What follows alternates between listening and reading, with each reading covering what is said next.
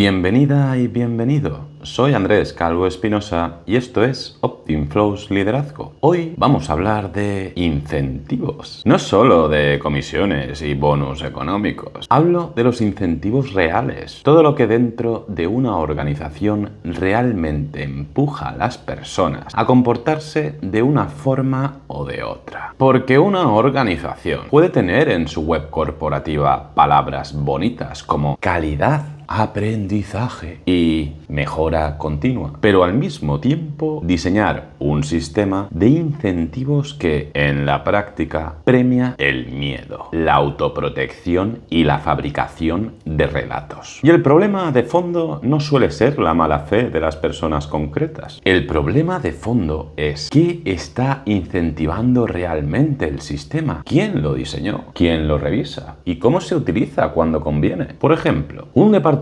de calidad sobre el papel tiene todo el sentido, pero en muchos casos su incentivo real deja de ser mejorar la operación y pasa a ser demostrar que controla la operación. Si se les mide por auditorías realizadas, desviaciones encontradas o sanciones aplicadas, es lógico que el foco se desvíe. Y aquí aparece una pregunta clave que casi nunca se hace en voz alta. ¿Quién diseñó este sistema de incentivos? ¿Quién lo revisa periódicamente? ¿Cómo se está utilizando realmente cuando hay presión? ¿O cuando alguien resulta incómodo? Porque un mal diseño de incentivos no es un error técnico, es una decisión de poder. Imaginemos, por ejemplo, que en una evaluación normal llega un informe. No seguiste el procedimiento, no alcanzaste el estándar. El problema no es que exista la evaluación, el problema es que muchas veces la persona evaluada solo puede dar su versión, pero no puede abrir de verdad el criterio, el contexto ni la interpretación del evaluador. Cuando el sistema incentiva aplicar la plantilla por encima de entender la realidad, dejamos de tener calidad y empezamos a tener burocracia con buena presentación. Ahora aterrizaremos esto a tierra con un ejemplo cualquiera. Imaginemos un negocio donde el producto no es físico y las comisiones funcionan por reserva. El agente cobra una parte por hacer la reserva y otra parte cuando esa reserva se consolida en venta firme. Hasta aquí, normal. Pero el sistema tiene lagunas técnicas conocidas. La web se satura, el programa de reservas da errores y en muchos casos el agente no puede modificar una reserva existente, sino que tiene que cancelarla y hacer una nueva. Resultado, el mismo agente acaba comisionando dos veces por una operación que en realidad es la misma venta. Algo que todo el mundo en la operativa sabe que ocurre con frecuencia, por fallos del sistema. Cuando el agente no es conflictivo, la empresa suele mirar para otro lado. Es lo que hay. El sistema da más errores que otra cosa. Pero cuando esa misma persona se vuelve incómoda, ¿por qué pregunta? ¿Porque señala problemas? ¿O porque denuncia algo? Esas mismas lagunas técnicas se convierten de repente en munición. Se envían informes a recursos humanos, que muchas veces está desconectado de la operativa real, alegando que el agente ha cometido fraude, que lo ha hecho a propósito para cobrar doble comisión. Y aquí viene lo realmente vergonzoso y grotesco. Un error sistémico conocido que nunca se corrigió. Se utiliza como argumento para sancionar o incluso despedir a una persona concreta, mientras al resto se le permitía seguir operando en las mismas condiciones. Esto no debería poder usarse nunca como base para una sanción o un despido si el sistema es errático y la empresa lo sabe.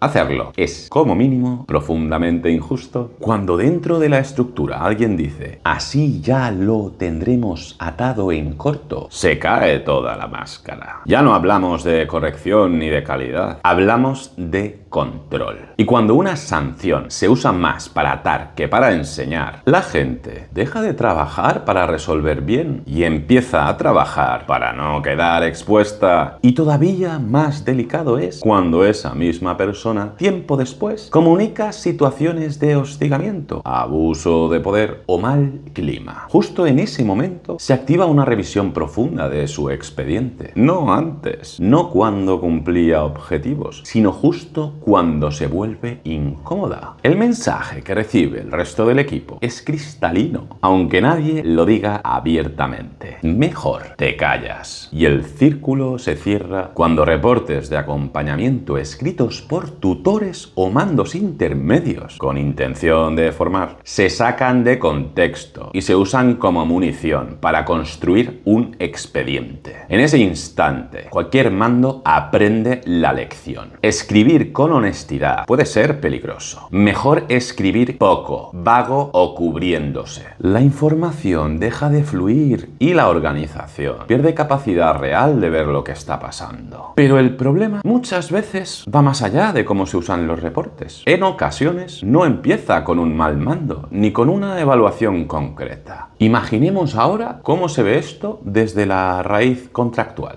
Un contrato que combina varios elementos peligrosos cuando aparecen juntos. Primero, una definición extremadamente vaga de los incentivos. No se especifica con claridad cómo se calculan, cómo se atribuyen, bajo qué condiciones se generan o se pierden. Todo queda abierto. Segundo, cláusulas de flexibilidad extrema del tipo: el trabajador podrá ejercer tareas ajenas a su puesto para necesidades del servicio. Y aquí está uno de los puntos más turbios. La definición y modificación de esos incentivos queda en manos de una única figura o de una cúpula que no está auditada, sin que nadie revise realmente ese diseño. Cuando esto ocurre, se abre la puerta a prácticas muy opacas. De repente, pueden aparecer figuras o roles no establecidos formalmente en el contrato, con condiciones salariales o de incentivos diferentes, que no quedan reflejadas en ningún documento. Estas condiciones se manejan de forma discrecional, cambiando incentivos según convenga en cada momento. Mientras esa persona es útil, cercana o está alineada, se le aplican esas condiciones ventajosas, aunque no estén escritas. Pero cuando deja de hacer falta, cuando genera fricción con sus superiores o simplemente ya no es conveniente, se le degrada o se le retira ese trato especial sin que tenga una defensa real. Porque nada de eso estaba reflejado en su contrato. Todo dependía de la interpretación y la voluntad de quien controla los incentivos. Y ahí se cierra el círculo perfecto de arbitrariedad. La organización tiene flexibilidad total para exigir, cambiar objetivos y mover personas. Tiene incentivos ambiguos que puede reinterpretar según le interesa y además controla quien define y modifica esos incentivos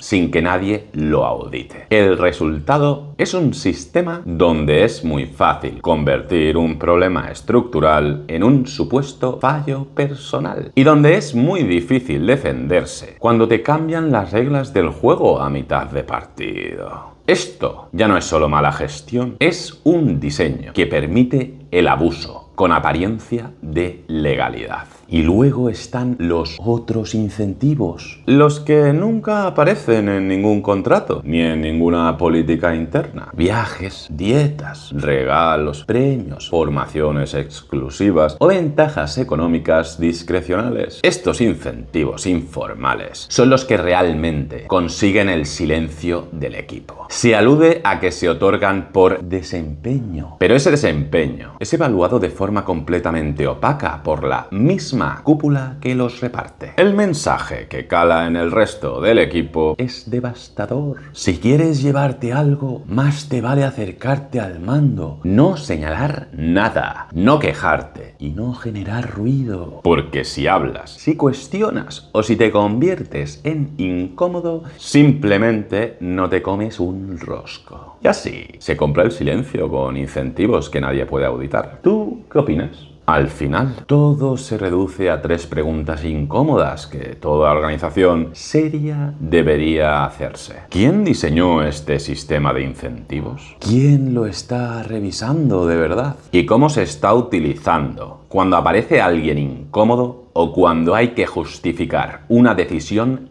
ya tomada. Porque si el sistema premia aplicar plantillas, generar expedientes, proteger al departamento y mantener el control por encima de la mejora real, eso es exactamente lo que obtendrás. No calidad, no aprendizaje, solo miedo profesionalizado. Y mientras los incentivos sigan siendo esos, da igual lo bonito que suene la palabra calidad. Seguirás teniendo control disfrazado de excelencia. La pregunta clave para cualquier líder es esta: ¿estamos diseñando sistemas que ayudan a la gente a trabajar mejor o sistemas que ayudan a tenerla controlada con apariencia de profesionalidad? Porque una cosa genera resultados sostenibles y confianza. La otra solo genera gente quemada, cínica y desconectada.